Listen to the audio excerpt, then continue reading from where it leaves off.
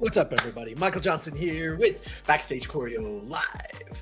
And I'm excited to be here with you today because today we're going to be talking about none other than systems. In case you hadn't noticed, I like talking about systems, whether it's about business systems, whether it's about systems for you personally, doesn't make a difference.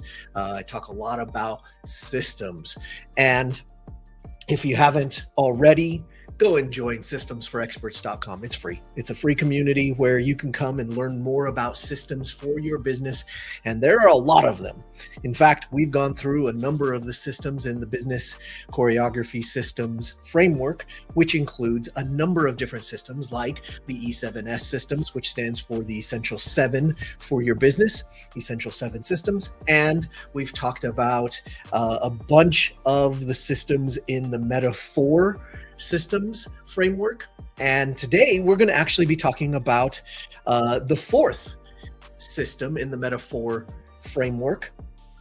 And that system is optimization systems. And like we do in these lives, we're going to go through today and build a basic optimization system. Now, for some of you, if you're already systems oriented, then you might look at this and go, well, duh. But what I found is that not everybody's a systems oriented or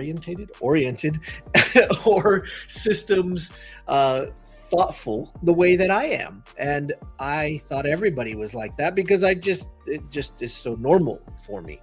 But what I've come to find out and learn is that it's not so normal and it's not as typical as I thought it was. And this is so normal for so many people, like maybe yourself. You might be an expert. You are likely an expert at something, at many things that you do in your world. And whether you've turned that into a business, whether you've turned that into how you live your life, whether it's mastery of yours or whether it's something you silently became an expert at over the years, you are still an expert at something and many things. Now, this is particularly important for those of you that have a business, and that's who I am speaking to. If you have a business, if you're looking to get started in a business, this is still important. Right? If you're in the early stages, you're bootstrapping, you're getting going, don't worry, this will all still help you. But it's particularly of importance if you have a business that's running and going and moving, and this is going to really make a huge difference for you. Because when you can start to create some optimization systems that are already running on a regular basis, then you build in optimization into your world. Now, there is a old, I don't know if it's that old, but it's a concept called Kaizen. It was a concept that was famously implemented by a Japanese company that you may know, Toyota. And I believe it was actually presented to them by somebody who came from America to them and was helping them improve their systems, improve what it was that they did, improve their manufacturing, improve how their company worked. And they created this concept of Kaizen, which is just never-ending improvement.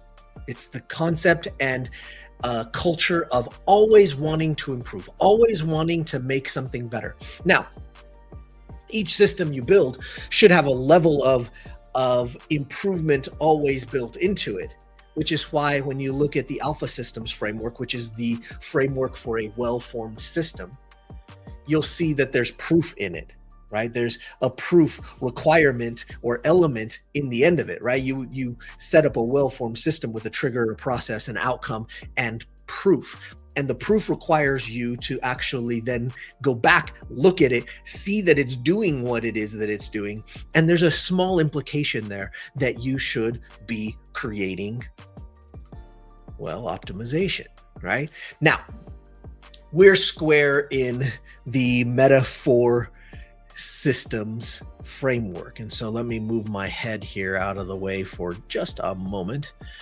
All right, so this is the framework logo, the Meta 4 framework. And you'll notice that there's a delta symbol in here. which also helps make up the 4. You can see the 4 there in the background. And that meta 4 system, the reason the delta is there is because delta stands for change. And the interesting thing about change is that it is the constant. You're going to build systems in your business and in your life and your personal dealings in between your ears, right? You're going to build systems over and over and over again. Whether you know it or not, you're building systems. And that's where it gets a little crazy. But the constant here, the thing that is always going to happen, and that's a big statement, right? When I say always, that's a universal statement. So when I say always, that one thing that is always going to happen is that it's going to always change. Things are going to change. Things are going to continue to evolve or degrade. Oh, I always get that word messed up. Anyway, things are going to get better and they're going to get worse and they're going to change. And that's just how it is. And so we have to have a set of systems built in that is sort of meta, overall, overarching. And that's what these meta systems are, right? They include team choreography systems, financial choreography systems, personal choreography systems, and of course, what we're talking about today, which is optimization choreography systems, which honestly is one of my favorite topics. Oh, where'd I go? There I am. I clicked the wrong button and disappeared. But optimization systems is one of my favorite topics. And part of the reason why it's one of my favorite topics is because we're always, well, with this concept of Kaizen, we're always trying to improve. We're always trying to get better. We're always looking to do that. And there is a certain element to systems that should always have this desire built in to make it better. And I think what I have recognized now over many years of helping people with systems, building systems for myself, building some that work for a little while and then fell to pieces, building some that worked forever and still work today, is that we have to optimize it. And if you don't, you're going to pay for it. You're going to pay for it somewhere along the way. It's gonna catch you. My grandfather used to say, it's gonna bite you in the butt, right? And that's exactly why optimization systems are so important, because even when you think they're working, if they're not continuing to work, then they're actually getting worse, right? If you're not growing, you're dying, the old adage. And that's the case here. So what we want to do today is we want to build a optimization system that you could install and utilize right away just based off of today's session and put to work, right?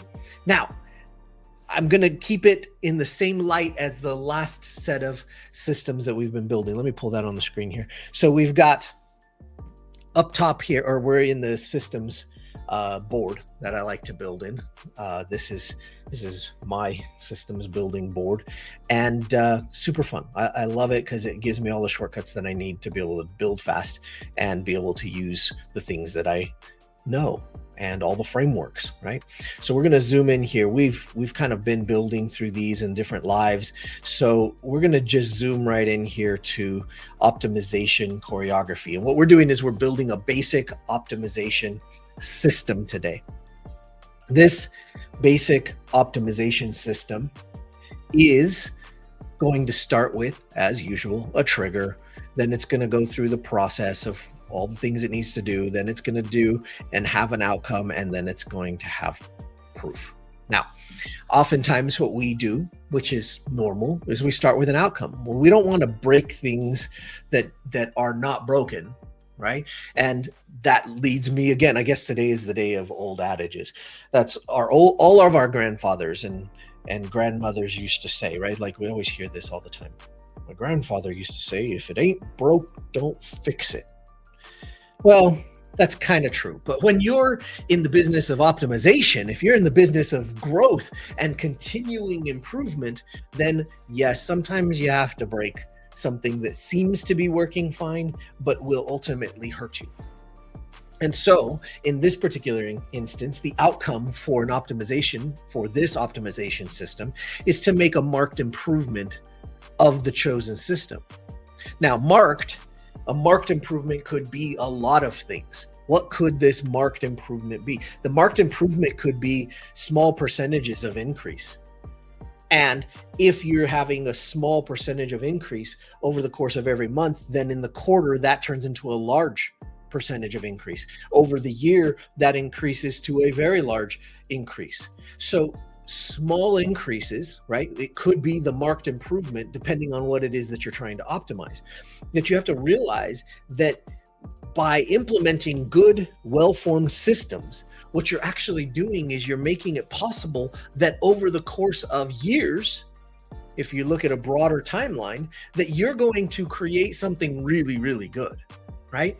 And I think a lot of times earlier in business, and you might have recognized this in your own business, if you've been around for 3, 4, 5 years in business and you've made it, if you've made it past the 5-year mark, you'll definitely recognize this.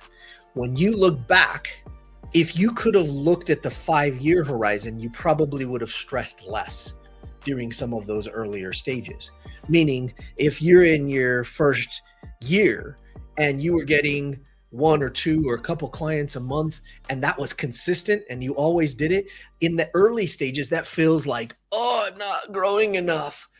But in the latter stages, you're looking at it and going, man, if I could consistently have that, now obviously you're dealing with bigger numbers later on, but if I could consistently have that, then I've got nothing to worry about because I'm looking at the longer timeline, the bigger horizon of the overall picture, right? And over the course of so many years, if you can get that many customers reliably every month, then yes, it might take you longer in the beginning to get stable, but in the back end, you're going to be ridiculously stable and the systems are going to work really well. So anyway, so that's the outcome here for this system, is we're going to make a marked improvement of the chosen system, whatever the chosen system is. Now, you'll understand that in just a second. Let's go to what the trigger would be. And sometimes people make a bigger deal out of what a trigger can be or what it should be. Now, what I want you to really realize is that triggers that are good are oftentimes kind of just like obvious. The best triggers are almost the most hidden and obvious triggers. In fact, if you joined me or if you go back and watch the live that I did on personal systems, I built a personal system on a morning routine. Sometimes a personal system is set off by a trigger that you don't even know. It's just like common, obvious trigger, right? I talked about the straw that broke the camel's back. Well, sometimes your spouse looks at you in a way and it triggers a whole system of how you behave. Meaning that could be good or that could be really bad, right? They give you that look and you're like, and you blow up, right? And you get angry and you get mad, and all of a sudden you run this system of being angry and mad, and they're like, whoa, I didn't even, what did I say? I didn't even, and you're like, I don't know, right? Because you don't realize that the system was triggered by something so easy and so common and so obvious that you didn't even know, right?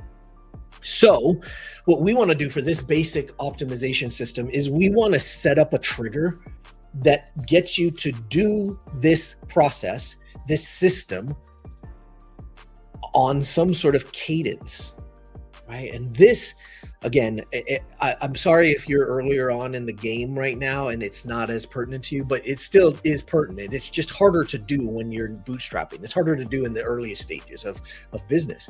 But you should block time for optimization of your systems, the systems that you've already built, not building new ones, but you should literally block time for you to do that. Now, I've written this out in such a way that it'll help regardless of what stage you're in, whether you're at your 10-year mark, 20-year mark, 5-year mark, or if you're just getting going.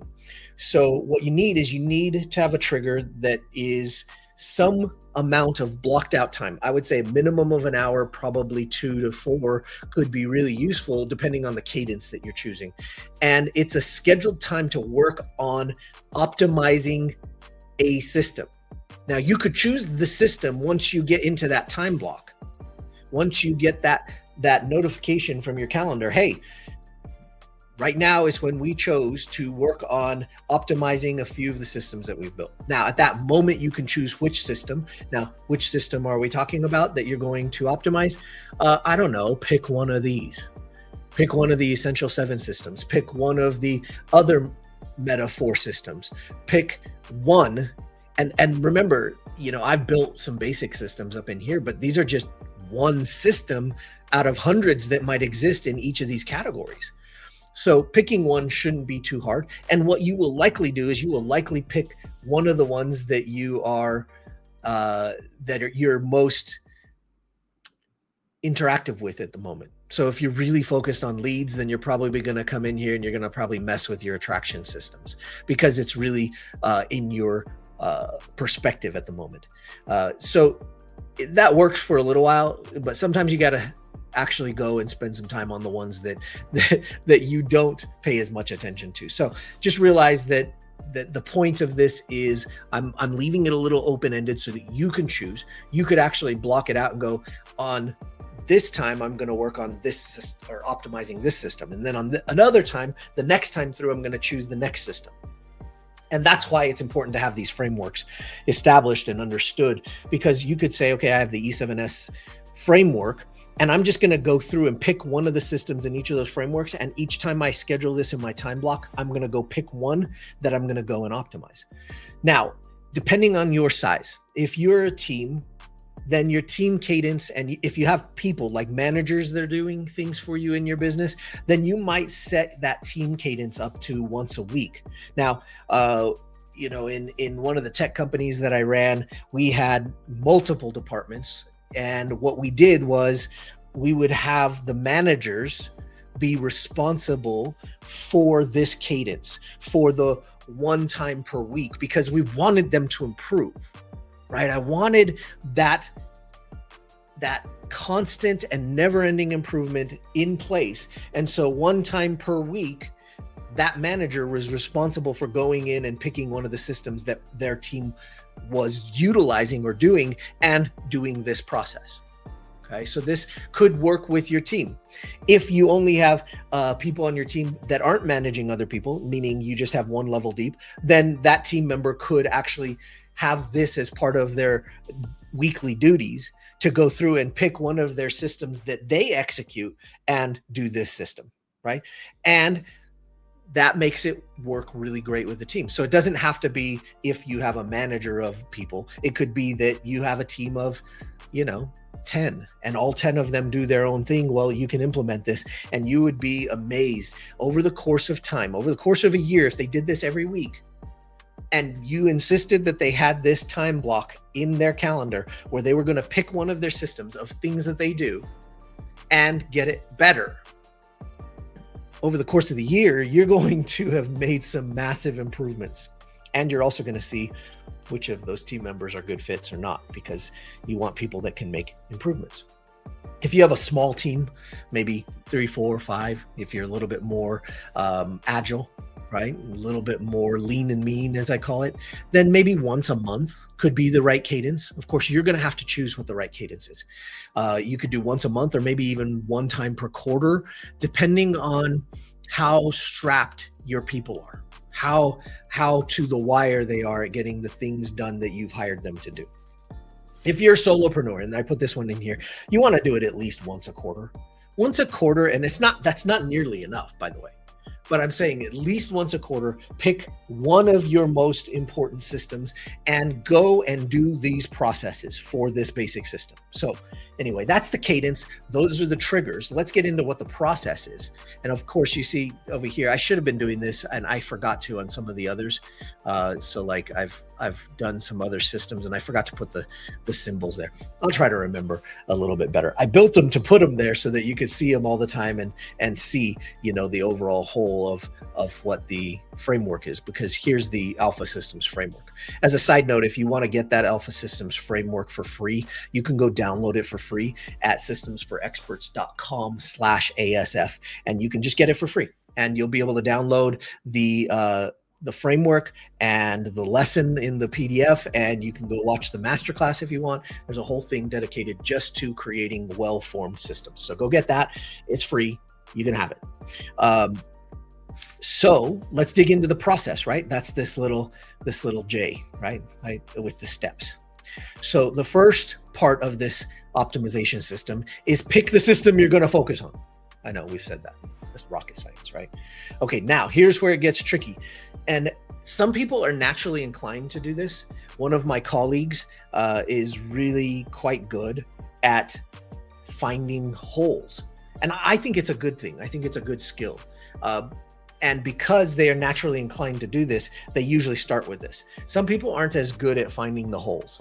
And so you have to actually turn it on. And that's why I wrote it down here, is because some people aren't as good at finding the holes. They build a system, they fall in love with the baby, and then they can't make any adjustments, right? And one of the things that I feel like I learned from that friend of mine that's really good at looking for holes is that they taught me how to look for holes more, because I was more inclined to build a system and be like, it's perfect, and walk away and let it run, and it would over time deteriorate and or it would work because I didn't see the holes in it in the beginning. So there's a really great argument that you should specifically pick the system you're going to focus on and specifically go hunting for problems. Literally go hunt for the holes. Right? And that's a really good thing. Next up is, and slightly different than looking for the holes, look for the adjustments that are small or large, which could matter now, or they could matter over an extended period of time. And you have to have that lens. You have to put the glasses on the right way, because if they didn't matter now, but you look at it and you look out by 9 months, 2 quarters, 3 quarters, a year, and you go, you know what? Actually, this doesn't really matter right now, but if I could extrapolate and I could future view that 9 months, a year from now, what would that do to me? Right? And it works on both sides, on the good and the bad, right? Like if I add extra dollars, if I had $1 extra over the course of 12 months, I've made $12. But in the 1 month, $1 didn't sound like it was that big of a deal. Well, if it's $12 more over the course of 12 months, and I was able to earn an extra dollar, but then I multiply it times my client list, and my client list is 20,000. Wow, that could really make a difference. So if my client list was 20,000 people, and I was currently going to add $1, then that would be 20,000 times $1 every month. So it'd be $20,000 times 12. So that would be $240,000 in the year. Like, this is like, some people ask me, and I've been challenged on this before. I told one person, they said, well, what can you do for me? And I was like, well, based off of what systems you're running, I could 10x your business. They're like, how can you say that so confidently? And I, like, all I could think to myself was, because all I have to do is add $1 to your clients. Like, all I have to do is get $1 more out of your clients, and I could easily 10x what your business was doing. And that's hard to see when you're not looking at the systems and the internal operations of what's going on, because you're looking at it as a whole and as your business, and you're going, 10x, that seems like ridiculously hard. Like, how would I do that? I'm kind of stuck in the same place. And I'm looking at it going, well, gosh, let's zoom out here for just a second. Let's zoom in here and let me go, well, gosh, here's an attraction choreography system. What if inside the attraction choreography system, what if we made a front end system, and the front end system was able to bring in $17. It cost me let's say $15 to get the lead, and I could get 17 out of it.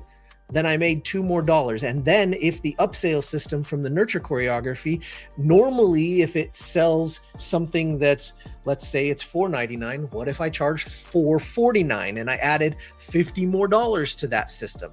Now I have a $2 extra on my front end, and I've just added $50 to what is normally being sold, and the people coming in probably won't even miss the $50. A lot of people don't explain that, and you hear the bro marketers all saying, just raise your prices. That's what I would do. I would just raise my prices. And as a business owner, your red flags go up and you go, are you freaking kidding me? If I can't raise my prices, but they don't explain to you that raising your prices doesn't have to mean you go from my core product is $2,000 and I'm going to raise it to $5,000. It doesn't have to mean that. Right? But it means different things to different clients or different businesses. Because if your business is running at a certain price point, then you have to look at that price point and go, okay, what's negligible? What's negligible? How can I do this for future clients and keep my current clients the same? But how could I improve this for future clients? It's just how it is. But an optimization system that forced you to go and look at this on a regular basis could really, really make such a big difference. And you'd be surprised what you can come up with, right? Now, of course, I've had a lot of experience in the choreography layer here and understanding the principles of choreography and flow and transition and understanding my personal secret sauce. I've had a lot of time to work on and learn how to choreograph. So I might have some more experience at doing this than maybe you, but that doesn't mean you can't do it. That's the thing. You're perfectly capable of doing it, but you've got to actually set up these times, right? You got to set up this time block. If you're not going to do it, then for goodness sakes, reach out to me and let me help you. Okay. Because if you're not going to do it, that's not acceptable for you and your business and probably for your goals. So if you're not going to do it, reach out and I'll help you. Right. But if you are willing to, you can set up this trigger. You can set up this time block and optimize and start the process of doing this. Okay, so now what's next? We look for holes, we look for adjustments, and now we start to make sure a few things exist. Make sure there's an SOP.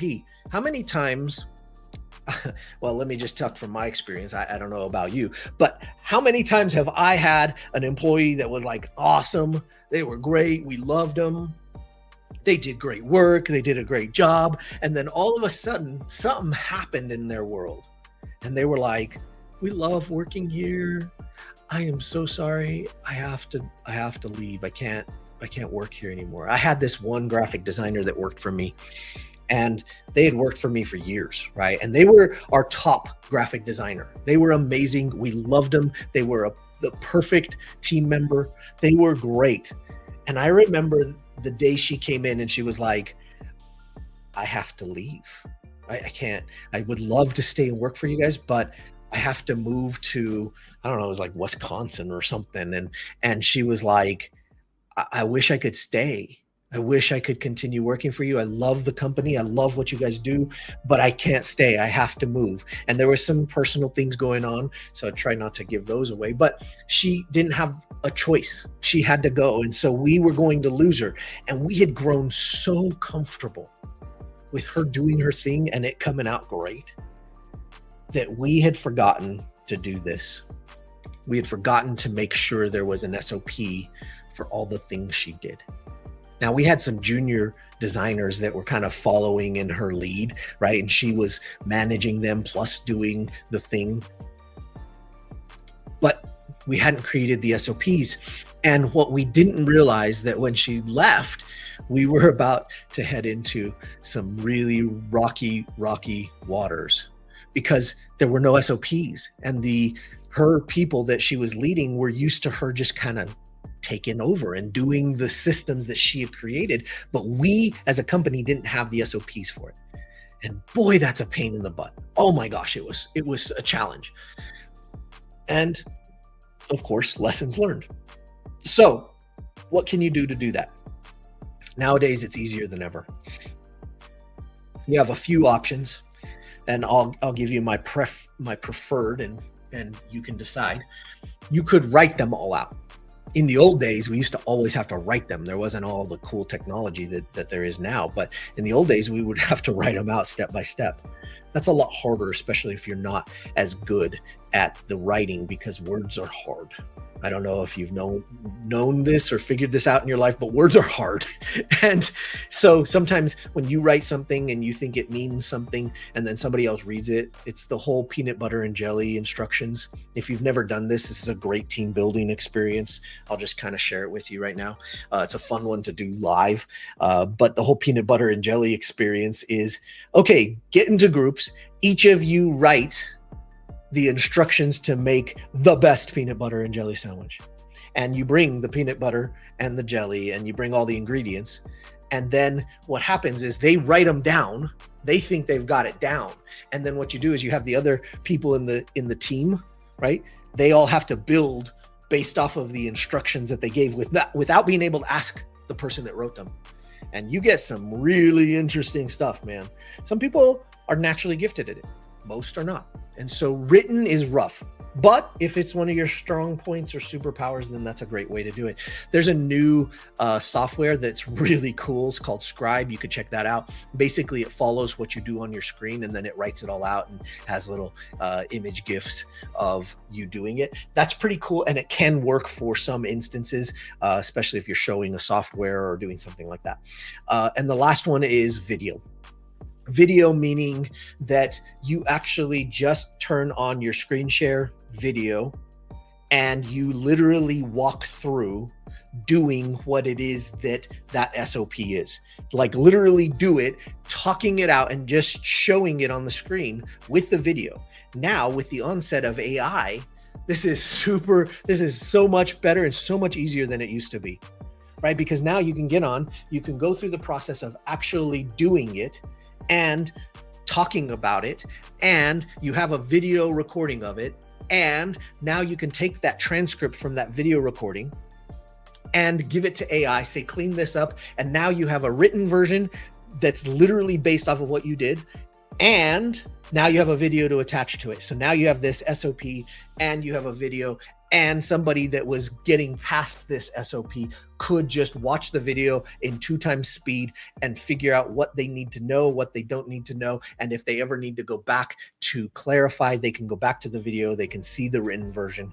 That's my favorite. So, you can do that. If you're not sure how to get transcriptions and or do screen share, it's easier than ever. There's tons of different ways to do it. But let's talk super easy. One of the easiest ways to do it is just to add Fathom to your Zoom. And that's it. Just add Fathom to your Zoom and it will record it. Now you have a transcript. You can take that transcript, drop it into Chat GPT or Gemini or whatever AI you use and ask it to make a SOP for you based off of that. And now you're good to go, right? So really cool, super easy to do. And I think that everybody can do that, right? It used to be so much harder, right? All right, now if there is an SOP, make sure you do update it or whatever. And maybe it's just starting again from scratch and going, okay, this is what it is as of today. And now you replace it with the old one. Sometimes people try to go back and update the stuff that was there. Sometimes it's easier just to literally redo it because it might take you less time. So, and then last, inform and or consult. And this might have to happen somewhere in here. I guess it just depends on who's doing it and whether it's your team member doing it, whether it's you doing it. But I think it's important that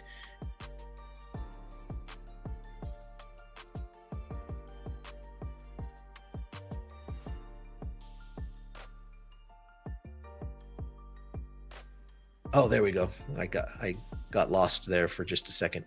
And so if the person doing or having to actually execute this SOP is there, then you want to make sure you consult with them. If they're the one running it and you're making the changes, you got to make sure that all interested parties are there and that it's good to go. Okay. So that seems obvious to me, but I think it's easy to forget, especially if you're messing with somebody else's systems. So it's important to get them involved and go, hey, this is what I see we could optimize. What do you think? Do you think this is true? If they're the ones running it, then you might want to make them make the SOP by doing the video and doing the process I just told you. That in itself is a little system, a little mini system, right? All right. And then that's our system, right? And then of course, maybe the proof, check in a week or a month or a quarter, just to see that it's actually executing the way that you intended it to execute. So that's our basic optimization system. Again, we're not talking about rocket science here. Although for some people that aren't systems oriented, and if that's you, it's okay, right? That's probably why you're here, listening and paying attention and learning from what we're talking about. But these will make the biggest difference for you. And I can't advocate enough for this. So I'm going to just do what we usually do. We'll put it to the back and then we'll move it, forward. There we go. Now it's all pretty and looking good in the hood and good to go with this system. Okay, let's group all those together and go from there. Oh, there's the group. And we're just going to make that small. We're going to put that up here with the other metaphor systems. Okay, so this is something you guys can do, you guys can implement, and all it takes is just finding a time in your cadence, in your schedule, in your regular programming, whatever it would be, right? And you could say, hey, you know what? Just like we talked about in the financial choreography, you should have a day every week where you look at the finances, whether you're the one doing the books or whether you're reviewing your books from your bookkeeper or whether you're reviewing what your CFO gave you. Doesn't matter what level it is. There's, scheduling a time a week where you spend time working on it, an hour, 2 hours, 4 hours, whatever it is, that sure does make a difference, right? What you measure grows. Well, the same thing for optimization choreography. If you will set a time and block it out, that can be your trigger. And it's so the trigger is so obvious, like, duh, of course I should block a time that I do that and then go pick a system and get it better. Because if you're always getting your systems better, little bit at a time, if they're always all improving, then on a longer time horizon, a quarter, 2 quarters, a month, a year, 2 years, 5 years, all of a sudden that typical cadence gets you better and better and better, right? And it works in all things. So it doesn't matter. This actually, the funny part about the metaphor systems is that each of the metaphor systems work on the other metaphor systems, which is super cool. So if you think about this optimization system, you could actually apply this to the other metaphor systems. You could apply it to the other essential 7 systems, each one of them individually inside of those systems. So it does apply across the board. The concept is of optimization. The concept is of this concept Kaizen, right? And we talked about Kaizen over here with team choreography. That's where it was. I forgot where we had talked about it, right? Kaizen is a philosophy focused on small incremental adjustments across all levels of an organization or personal life, leading to significant long-term results by involving everyone in making daily improvements, eliminating waste, and questioning the status quo. Right? This is such a big deal, right? And of course, that has such a direct link to optimization choreography. You want to have this in your world. You're going to want to have it in your life. It is so valuable, right? And I honestly, I know that if you forgot everything else that I taught you, and that I've been teaching you in all these, in Backstage Choreo Live and talking about all sorts of systems. If you forgot everything and you remembered Kaizen and you remembered constant and never-ending improvement, if that was the one thing that you took from everything I taught and you forgot everything else, man, I would have been successful. Then I win. My mission is moving forward, because hopefully you'll pass that on too. To other people, to your children, to your employees, to your team members, to your friends, to your family. That constant never-ending improvement is so important. So important to everything that you do. Anyway, you could tell I get excited about it. And this idea of optimization choreography can be taken in lots of different ways, right? You can do it on your personal stuff. You can do it on your financial stuff. You can do it on your team choreography. You can take it into each one of the essential 7 specifically and go, you know what? This is the system I set up last time. Let me see if I could actually take this system and let's work on it and see how we could optimize that system. Boy, you know, there's probably so much hidden revenue in your business that you can't see or that you don't know about because it's hidden inside these little teeny systems that you could go and optimize. So that's one optimization system. And there's lots, and we can talk about lots, and we will over time.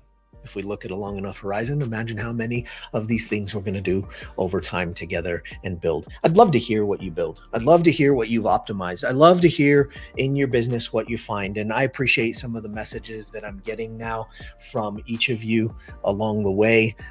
So excited to hear about some of the things you're doing. If you haven't joined systemsforexperts.com, the community Systems for Experts, you can go to systemsforexperts.com to join. It's free. There's some free courses in there. There's all of the systems talk, all of the stuff that we teach about here, and you can find it in one place.